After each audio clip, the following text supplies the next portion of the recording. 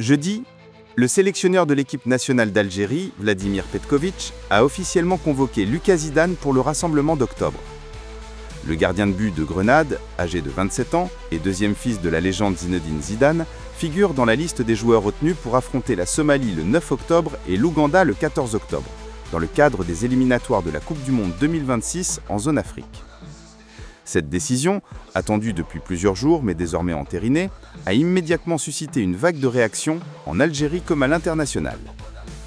L'arrivée de Lucas Zidane chez les Fennecs symbolise à la fois une ouverture d'un nouveau chapitre pour la sélection algérienne et un moment particulier pour l'histoire familiale Zidane, étroitement liée à l'Algérie. L'annonce du changement de nationalité sportive de Lucas Zidane avait déjà mis en effervescence une partie du pays. Depuis la mi-septembre, le public algérien suivait de près ce dossier après que la Fédération algérienne de football, la FAF, a confirmé que le gardien formé au Real Madrid avait officialisé son choix de représenter l'Algérie, pays d'origine de ses grands-parents paternels. Jusqu'ici, Lucas Zidane avait porté les couleurs de la France dans les sélections de jeunes, de l'équipe U16 jusqu'au U20. Malgré ce parcours international tricolore, il n'avait jamais réussi à franchir l'étape menant à l'équipe de France A, où la concurrence pour le poste de gardien est extrêmement forte. L'occasion de se rapprocher de l'Algérie, qui suivait son évolution depuis plusieurs années, est apparue comme une suite logique pour sa carrière. Pour Vladimir Petković, qui occupe le poste de sélectionneur depuis quelques mois seulement, l'arrivée de Lucas Zidane répond avant tout à un besoin technique et tactique. Depuis sa prise de fonction, le technicien suisse n'avait jamais semblé pleinement satisfait des solutions dont il disposait dans les cages algériennes. Entre des performances irrégulières et une hiérarchie instable, la question du poste de gardien était revenue à plusieurs reprises dans le débat. La convocation du fils de Zinedine Zidane est donc vue par beaucoup comme un renfort de poids et une solution à moyen terme. Lors de la conférence de presse de présentation de sa liste, Petković n'a pas échappé aux questions assistantes concernant la présence de Lucas Zidane. Conscient du caractère symbolique et médiatique de ce choix, il a tenu à clarifier sa démarche. « Moi, je pense que si j'ai convoqué ce joueur, c'est qu'il mérite d'être convoqué », a déclaré le sélectionneur. « Je suis convaincu qu'avec ses caractéristiques, parce que c'est un joueur que l'on suit depuis longtemps, il peut nous apporter d'autres qualités dans le groupe. Est-ce qu'il sera le gardien numéro 1 ? C'est prématuré d'en parler maintenant. » Ce discours vise à rappeler que, malgré le poids du nom Zidane, la décision est avant tout sportive.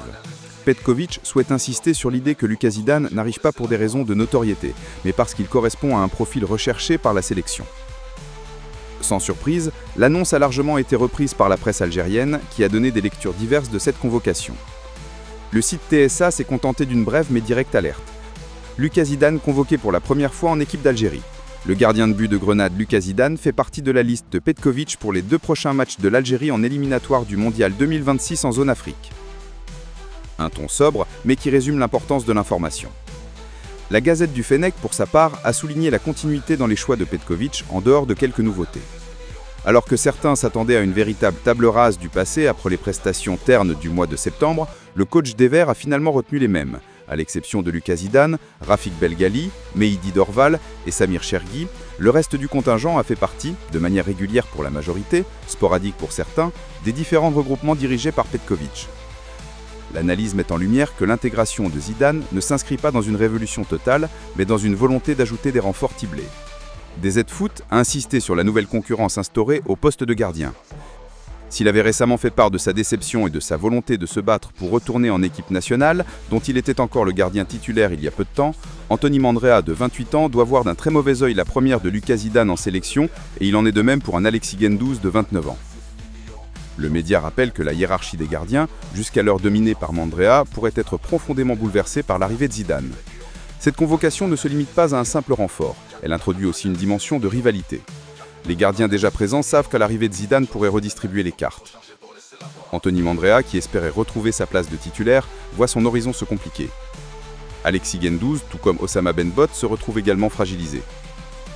Pour Petković, il s'agit d'une opportunité de stimuler la concurrence et de forcer ses gardiens à élever leur niveau. Mais du point de vue des intéressés, l'arrivée d'un Zidane en sélection est une épine dans le pied. L'enjeu ne dépasse pas la simple titularisation. Il concerne leur avenir à moyen terme avec la sélection. L'écho de cette convocation ne s'est pas limité à l'Algérie. En France, où Lucas Zidane a effectué tout son parcours de formation, la presse s'est subitement emparée de la nouvelle. Le quotidien L'Équipe a rappelé la rapidité du processus.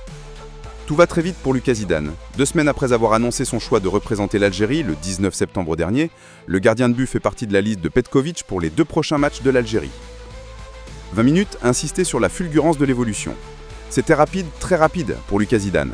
2 semaines après que sa demande de changement de nationalité ait été officialisée par la FIFA, le deuxième fils de Zinedine Zidane a été appelé pour une première fois ce jeudi pour défendre les couleurs de l'Algérie pour affronter la Somalie et l'Ouganda en match qualificatif pour la Coupe du Monde 2026. En Espagne, pays où Lucas Zidane a grandi et où il évolue actuellement, la presse a également relayé l'information avec intérêt. Le quotidien AS a mis en avant la portée symbolique de cette première sélection.